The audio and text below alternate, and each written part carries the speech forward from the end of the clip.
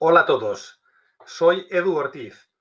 Algunos me conoceréis por ser el conductor del canal de Instagram Gloria de Roma y quiero agradecer a Jesús del canal Boscanumis por invitarme a participar en esta interesantísima sección sobre las monedas favoritas de los colaboradores. A mí personalmente me gustan todas las monedas antiguas y me resultaría muy difícil decidirme por alguna. Así que me he decantado por una que ha caído en mis manos recientemente gracias a Xavi, un viejo amigo de mi trabajo que me dejó hace poco en custodia un denario de plata con la efigie del gran emperador Septimio Severo. Voy a empezar hablando del contexto histórico que llevó a la posibilidad de poderse acuñar esta moneda, hablaré sobre algunos aspectos económicos y finalmente describiré este denario.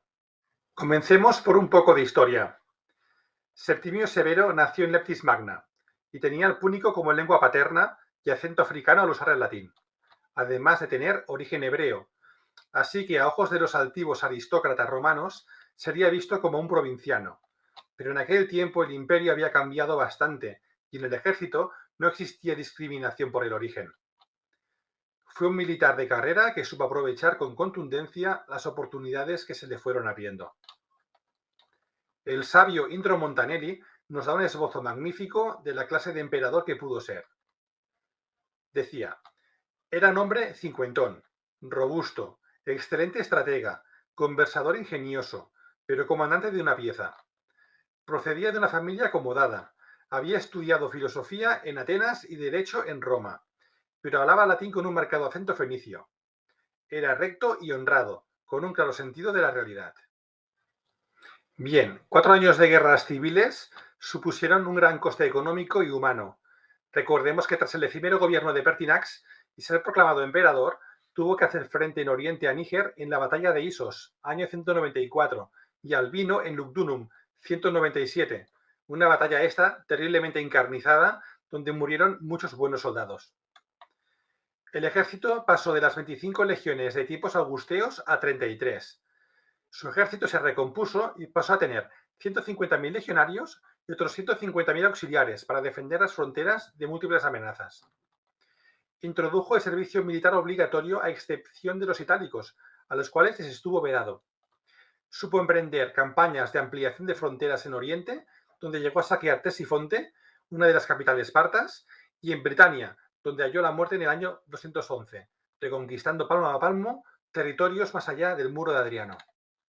Ahora unas pinceladas sobre la coyuntura económica de aquellos tiempos. El ejército del siglo III recibía al menos el 60% del presupuesto anual del imperio en pagas y compensaciones, convirtiéndose también en el principal consumidor de la economía romana. El contexto económico de este siglo constituye un sinfín de soluciones para paliar las graves crisis económicas. Generalización de las anonas, tanto cívicas como militares. Recaudación mediante requisas y tasas para abastecer a los ejércitos. Control de precios y salarios.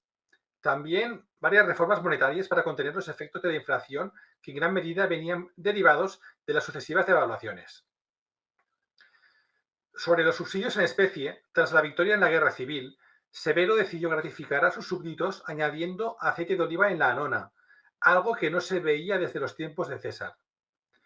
Pasó a distribuir hogazas de pan en lugar del grano, para evitar las revueltas en Roma, que había provocado la corrupción en los almacenes. Para que nos hagamos una idea de lo que supuso moler semejante cantidad de harina, tuvo que instalar en el Janículo un gran complejo de molinos que funcionaban gracias al agua del acueducto trajano. Hablemos del sistema monetario.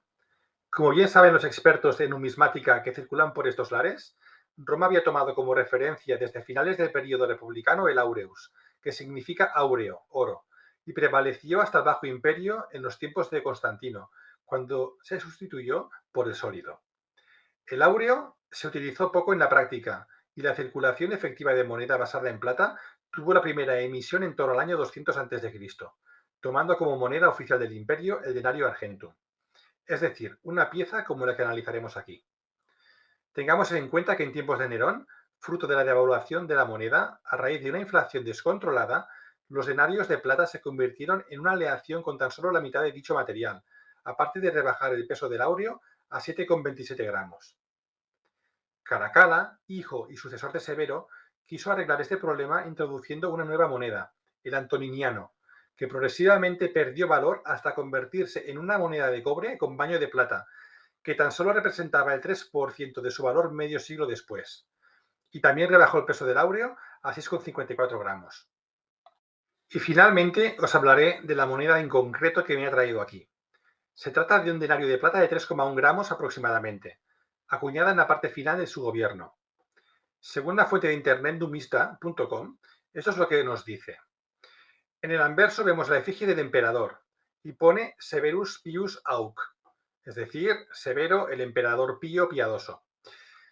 En el reverso vemos a la diosa Fortuna y pone PMTRP 17 números romanos, COS 13 números romanos, PP, que quiere decir Pontifex Maximus Tribunicia Potestate Septimus Decimus Consultertium Pater Patriae.